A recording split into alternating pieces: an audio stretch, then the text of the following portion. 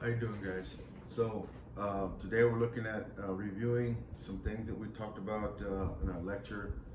Hopefully you got a chance to look at some demo videos that I sent you yesterday as well on the safety and the purpose, the flow pattern, uh, both at the conventional and reverse flow. The flow pattern when the coolant is cold and hot is what we're going to be looking at today. Um, Understand the safety reason behind doing the coolant pressure testing, because we got a leak. Customers complaining about an overheating concern, whether it's going to be uh, externally or internally related. That's what we need to focus on during your diagnostic approach to figure out and see what we got to do. But anytime we have to inspect the coolant, just understand that it is hot. If it's under pressure, we do not open the radiator cap while the engine is off. Okay, if you have to, again, wait about 20 minutes, get some shop towels, see if you can slowly open up the cap. If it's under pressure, then close it, and I'll see you in 30 minutes, and then try it again.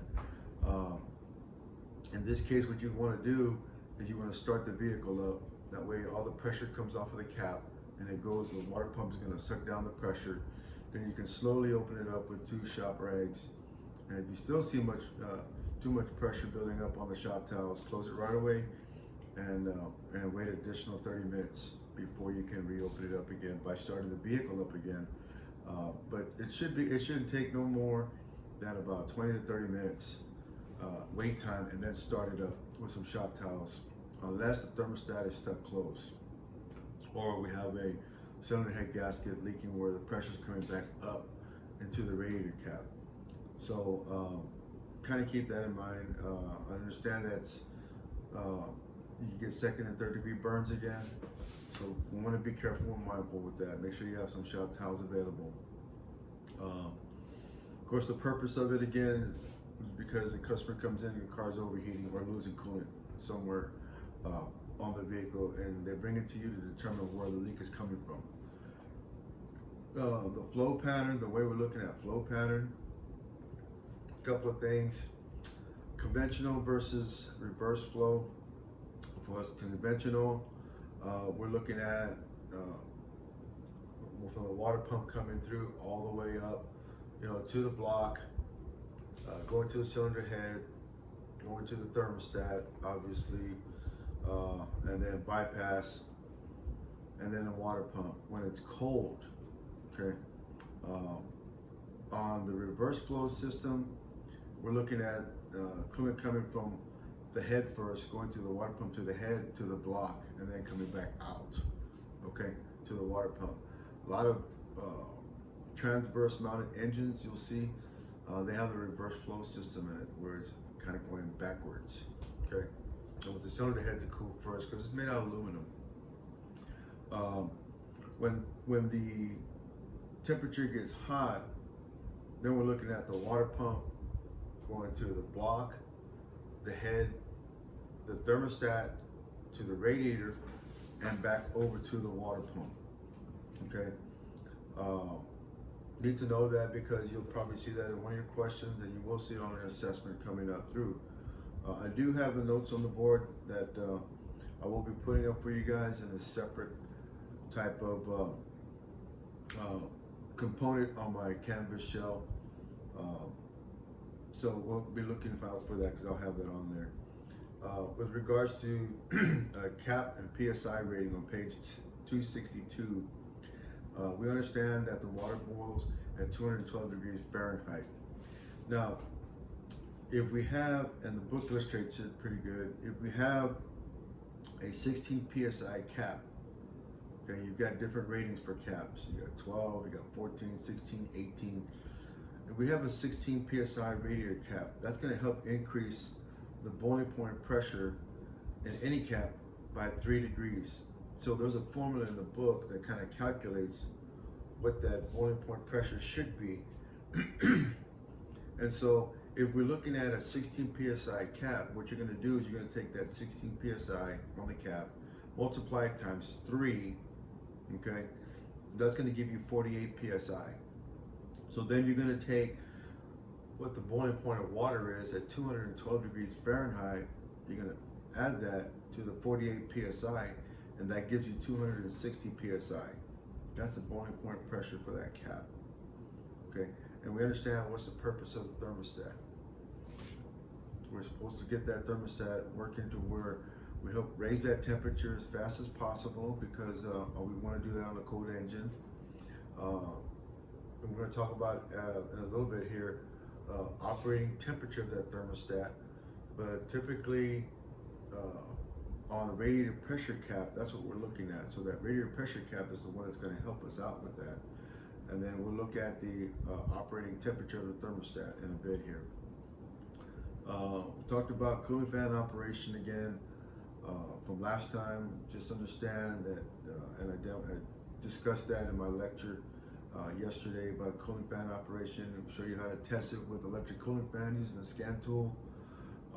Also the mechanical part, we told you that when, if you know a fan clutch is not working correctly, it'll freewheel and spin after the engine's shut off for a countless amount of times, which is not good. Or if it's spinning and then you shut the engine off and then it locks up on you. As soon as you shut the engine off, that's not a good thing. It's acting like a flex fan at that point. And so it should operate, I mean, it's working pretty good. With the engine shut off, you should have at least 2 or 3 revolutions of the fan, and then it should shut off. Okay. Thermostat problems, again, associated with it being hot, it'll be stuck closed all the time, and that helps increase pressure, especially by the cylinder head. We can blow head gaskets pretty quick. Typically the pellet or the spring will kind of break on you, and the thermostat will not open and allow coolant to flow out of the thermostat into the upper radiator hose to the radiator, where it dissipate the heat. So stuck open is worse, because it's not going to allow the engine coolant to reach up to operating temperature pretty quick, and that's what we're trying to achieve with the cooling system.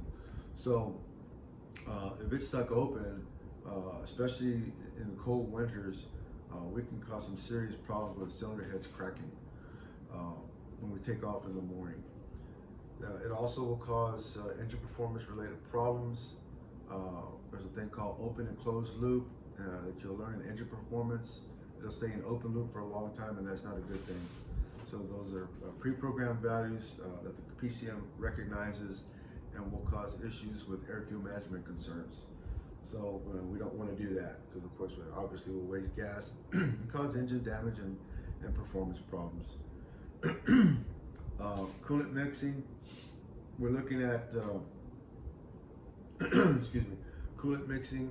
Make sure that we're mixing our coolant properly. Every manufacturer has a specific way of doing it.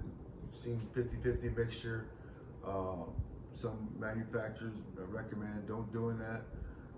There's different types of coolant with regards to Dexcool, of course ethylene glycol, antifreeze. There's different colors out there. Go with whatever vehicle you are working with, and look up the information on that, guys. It's very important to put the correct amount of coolant, because there's different lubricating properties associated with it, detergents. And specifically cautions you, make sure that we're mixing the proper amount of coolant into the vehicle, and we're not using something else that's not required. Because if that's the case, we can entirely burn up our engine and cause some serious overheating concerns, which I've seen happen before.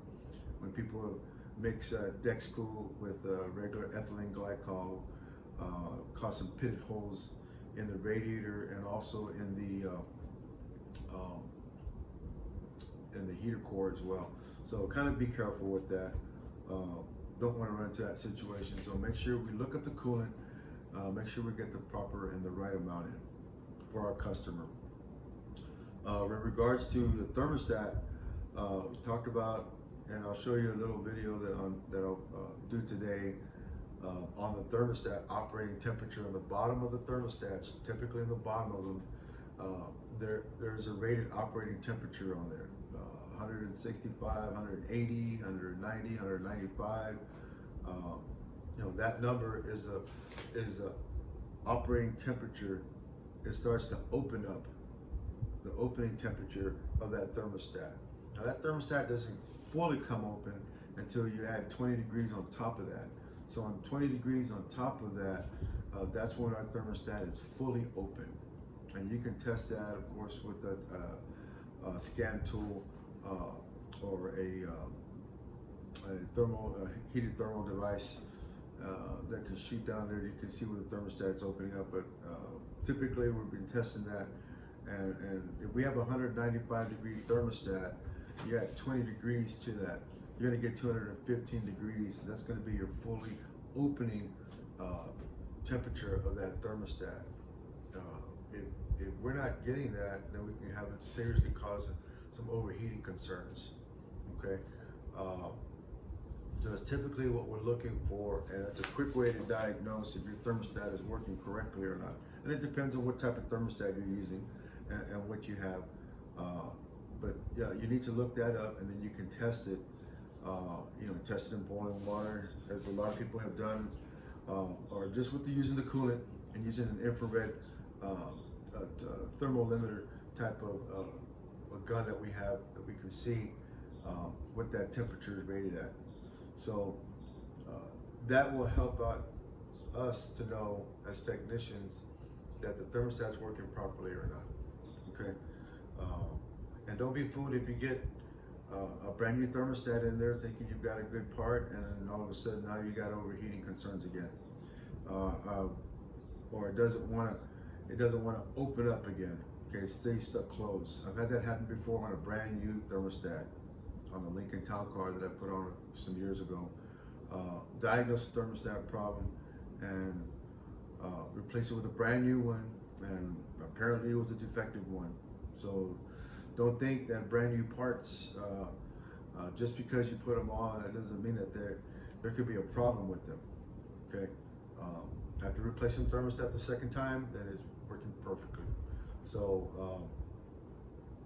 and that's why it's a good idea to test it in some boiling water if you get a chance to, before you actually put it on the vehicle. That way you know exactly, hey, it's going to be working. So we're going to be looking at getting ready to touch up on lubrication systems on chapter 13 coming up for tomorrow. So kind of look at that. But like I said, I've got these notes that I have on the board here. Let me just kind of show you real quick.